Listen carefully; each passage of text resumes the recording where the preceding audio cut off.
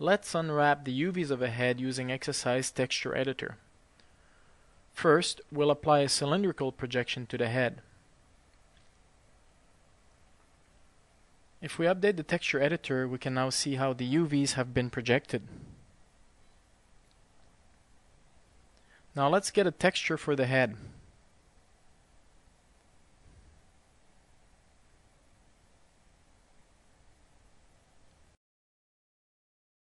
And select our cylindrical projection. We'll set the viewport display mode to texture, and in the texture editor, choose the clip we just assigned to the head. There's a display option called headlight, which is just like having headlights in front of the camera, so we're never looking at a dark area on the object. This is very useful for texturing. If we get closer to the image in the texture editor, we can see that the UVs are not well centered. This can be fixed by selecting the texture support and rotating it. The UV projection uses this support as a reference. By rotating it slightly, we can adjust the UVs in the texture editor.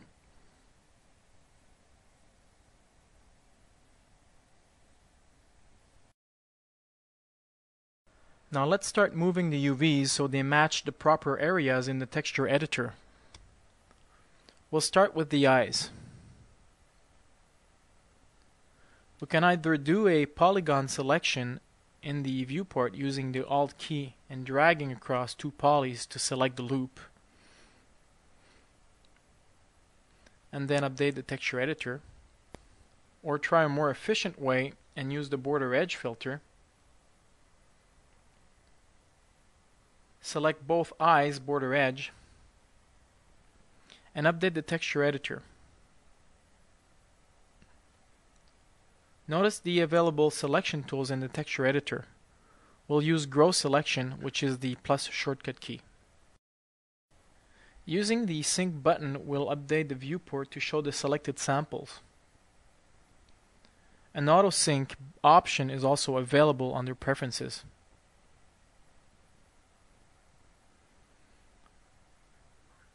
The selection can then be refined by picking specific polynode bisectors, which are simply the individual UVs for each vertex. We can then revert back to the texture editor with the updated selection.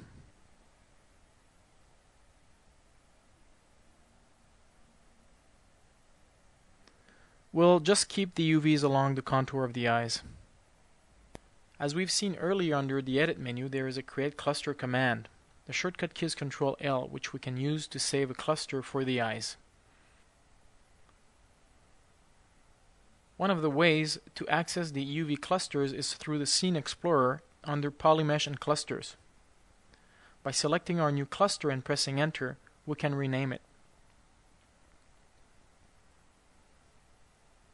For any existing cluster, the components can be accessed via the Select menu in the main control area.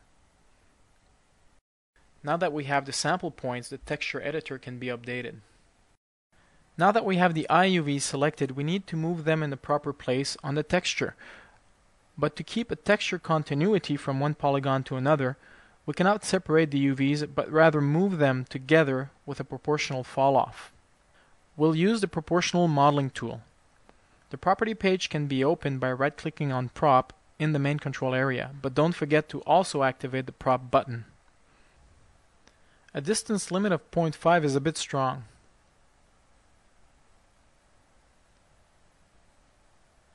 So we'll change it to 0.3. Still too strong. So this time, we need to modify the fall-off profile curve so the move operation will have even less of an effect as the distance from the selected points increases. Now we can scale it a bit using the right mouse button. We can also use the Move Point tool by pressing M.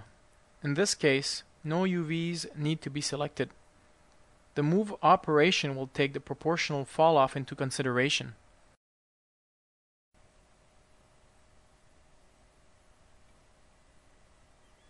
If we deactivate proportional modeling and move a point, this will separate the overlapping UVs, the one that belongs to the same vertex. These blue highlights indicate that these UV edges belong together. By using the Shift key in conjunction with the Move tool, the overlapping UVs will move together.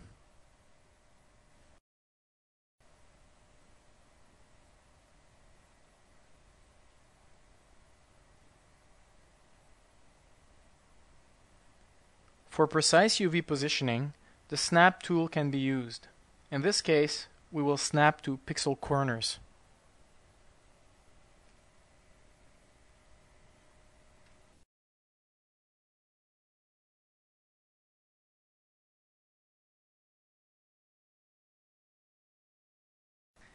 The eyes, nose, lips, and chin UVs have all been positioned properly. We now need to fix the forehead.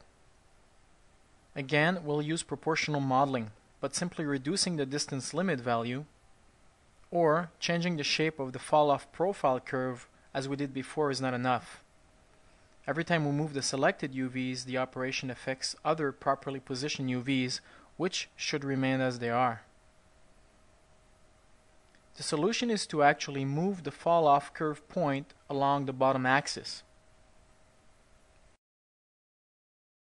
The net result is more control on the influence on surrounding UVs.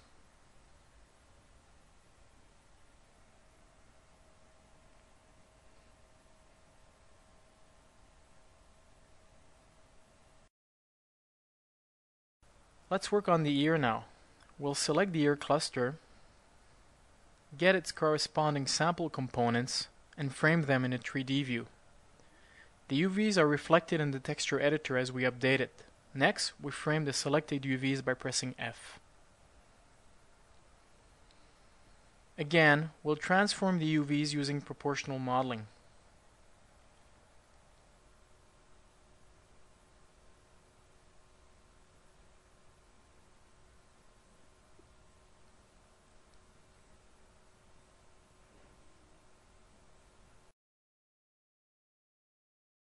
This time, however, we'll rotate the UVs a bit using the Pivot Point tool.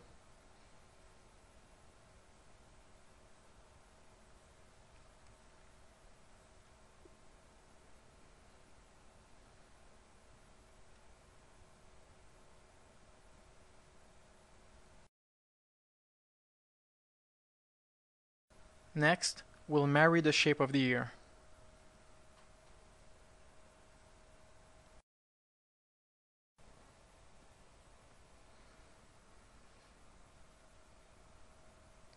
Then, we can select the UVs inside the ear.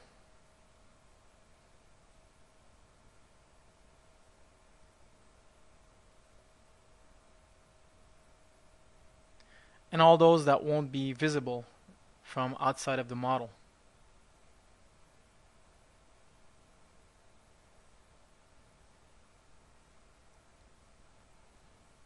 We can then collapse them into a single UV value. When you do this, make sure that the proportional modeling is deactivated. Collapsing these UVs doesn't matter because they are inside the ear and not visible. But the advantage is having less cluttered UVs in the texture editor. We now need to match the bottom inner curve part of the ear to the corresponding area of the texture. The easiest way to select these UVs is by first selecting the polys in the 3D view and update the texture editor.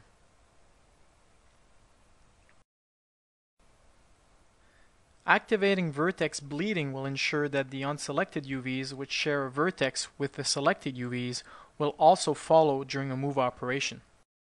The Show button will display only the currently selected UVs, making it easier to work. Now we can position the UVs to the proper area of the texture.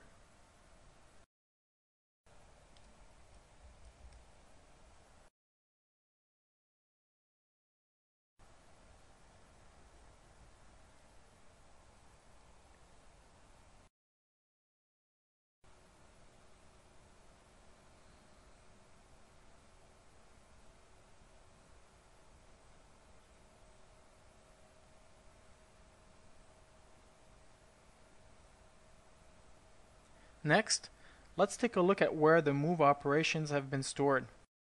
They reside under the texture projection in the Scene Explorer. You can disable, freeze, or delete individual operators. A general freeze operation can be done in the texture editor under Edit. This will get rid of all the operators and free up some memory. You will notice an increase in performance if you do a freeze after transforming your UVs for a while.